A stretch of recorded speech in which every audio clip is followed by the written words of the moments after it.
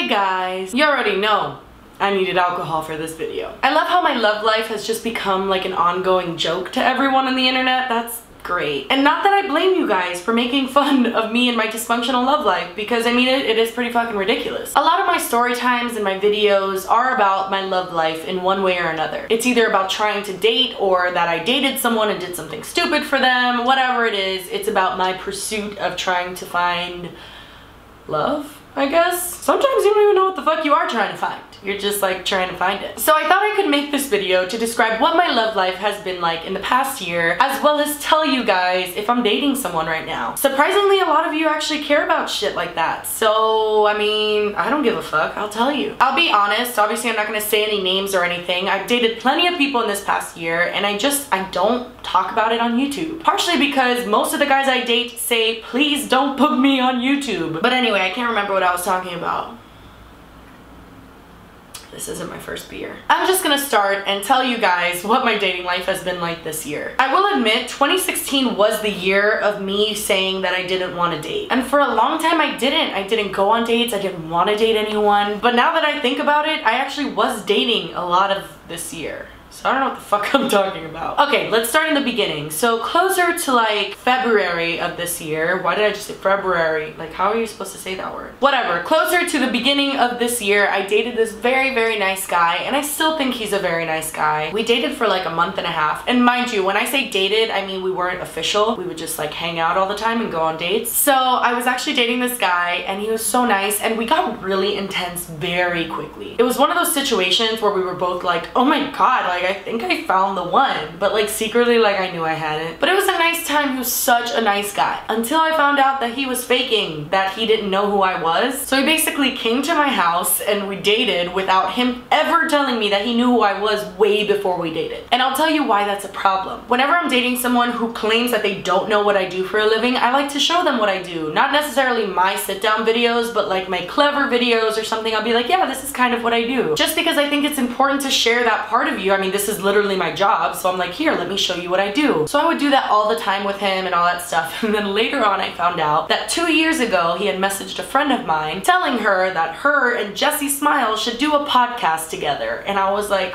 what the fuck? So about 2 years before we had even dated, he was kind of a fan of mine. And I know it sounds stupid, and he was a really fucking nice guy, but what the fuck? I then confronted him about it, and he was like, I'm so sorry, like I didn't know how to tell you, and it just got weird from there. Although I forgave him, it just got weird. And so I had to say bye-bye. Super nice guy. I still wish him the best, but like, I don't know. Once you lie to me in that way, I'm like, okay, no thanks. And it is also worth mentioning that he is in the entertainment industry, or at least he was like trying to come up at that time, so I'm like, no. So that was in the beginning of this year. And then after that, I did go on like a 4-month hiatus. I didn't go on dates. I didn't do anything. I didn't talk to anyone. It was amazing. Let me tell you something. Not having to worry about dating in any regard, not having to worry about texting someone back or telling them what you're doing or keeping their interest or worrying about what they're thinking. It's just amazing, okay? It is like the ultimate fucking vacation. It was magical. But that ended very soon, and I'll tell you why, but it's kind of a really long story. So I'm just gonna do my best to condense it, and hopefully I don't get you all confused because I'm kind of tipsy. But basically, after Jonathan, my ex, for those of you who know my stories or have been watching my channel for a while, you know who the fuck Jonathan, my ex, is. Every time I do a video with my ex, Richie, everyone's like, fuck, I thought it was gonna be Jonathan. I'm like, you will never see a video with Jonathan on it. So after Jonathan, I was so heartbroken, and I was sure I would never love again, yada yada yada. And then I met this guy, and we'll call him Mike. So Mike and I had somewhat of a summer romance, but I really fell for this guy. I mean, it was very soon after Jonathan. And basically, long story short, he couldn't commit back when I was 19. He's always been older, but he was basically like, listen, I can't do this right now, and I was heartbroken. And then we didn't talk for years, and right before the new year, he contacted me and basically was like, hey, like, do you maybe want to like see what the fuck this is? And I was like,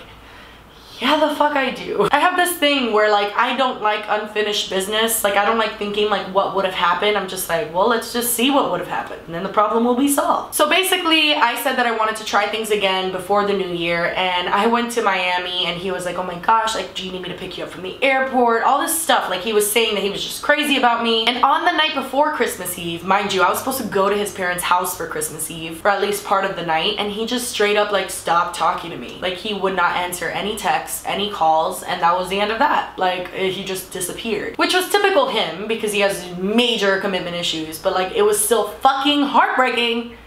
Asshole. So fast forward to 4 months after I dated that nice guy who pretended that he didn't know who I was. I was being good. I was on a dick-free diet, as my YouTube friend Stepanka likes to say. I'll never forget this. I was sitting on my fucking bed. I was on my laptop like an innocent little giraffe, and all of a sudden my phone rings and I see that it's Mike calling me, and my heart sunk. I was like, how dare he? I mean, someone just ghosts you during the holidays, never speaks to you again, and then all of a sudden just starts calling you. It was ridiculous. But of course, I've always cared for this person. Until this day, I love this person. So I pick up the call, like I would do with anyone that I love and care about, no matter what has happened. And he hangs up as soon as he hears me say hello, and I was like, what? After he hung up, I sent him a text with a question mark, and he ended up saying, hey, I'm sorry, I didn't know that you would pick up, I'm freaking out, I don't deserve for you to answer, all this shit. And I was just like, can you just call me? And so he did, and it was a crazy phone call.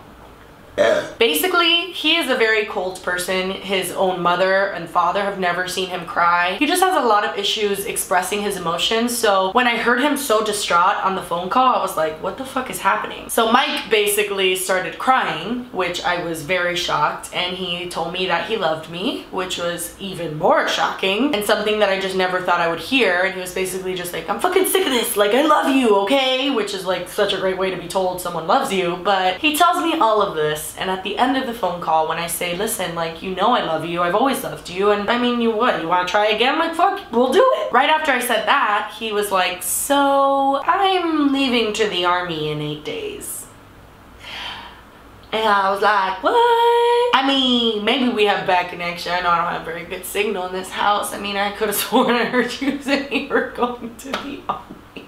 And he was like, yeah, I'm going to the army. And I was like, super duper duper long story short, he ended up going to the army. I accepted that he was going to the army, and I was like, it's okay, I love you, I'll wait. So for those of you that aren't familiar with the US Army protocol, or whatever the fuck you want to call it, they first go to basic training. In basic training, they have no cell phones. They have nothing, basically. And so I had to write him letters for 3 months, and that was very difficult. And then he went to training that he was able to have a cell phone, and then I visited him in Virginia. When I went to Virginia, it was actually, it's so funny how shit works out. If you've known a person for long enough and you've dated them on and off or whatever, when you're getting back with them, sometimes you choose to forget the things that made you not want to be with them in the first place. And one of his things was that he did not know how to be affectionate. I mean, whatsoever. He wouldn't hold my hand in public. He would never acknowledge that I was like even there. And that was a very frustrating thing when I was younger. I completely forgot about that shit. So I went through all these months writing him letters. I fucking visited him in Virginia. I did everything. I mean, I gave that boy everything, okay? And then I went to Virginia and we hung out for 2 days, and I realized, holy shit, he's still not affectionate in person. I fucking forgot. And I told him basically that I was sorry, but that we had a lot of stuff to work on, especially the affectionate thing in public, and we just like didn't have the time to work on it, because like I don't got like 5 years of my life to wait for him to come back just to see if like maybe it'll work. So that happened, and it was pretty sad, like the ending of it, but we both still talk to each other from time to time. And I see his pictures on Instagram, and he's just, you know, he's doing his army thing that I honestly can't be a part of at this time in my life. I can't be a part of that. It's hard enough to have a relationship in the first place, and a relationship in that way is fucking hard as shit. So I did that for around 6 months, which is long as shit. And I tried not to be too depressed when it didn't work out, because that's fucking depressing. And then we fast forward to now, which is confusing as ever. Am I dating someone?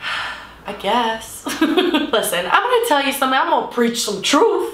So you better fucking get ready. Here's the thing about dating. I don't understand what it is about the majority of men that I've met that are my age or a little bit older. Everyone wants to play this part, okay? You go on a date and you do everything in your power to try and convince a person that you're not fucking crazy, but we're all fucking crazy. The hardest part about dating right now for me is like, I just can't play that role. Like, I'm not gonna play a fucking part for you. I'm not gonna chase you. I'm not gonna play a game. And I find that like dating nowadays is just like filled with you having to pretend that things don't bother you. Like someone doesn't text you all day and you just have to be like, ah, it's fine, like it's totally fine. So now I am dating someone, but it's complicated. I don't want to have to pretend around someone. I'm not gonna pretend I like what they like if I don't. I feel like we all just think that if we lie to a person, they're never gonna find out. It does not matter how much you love someone. If you told them that you love camping because they love camping and you really don't love camping, guess what? In 2 years, it doesn't matter how much you fucking loved them in the beginning.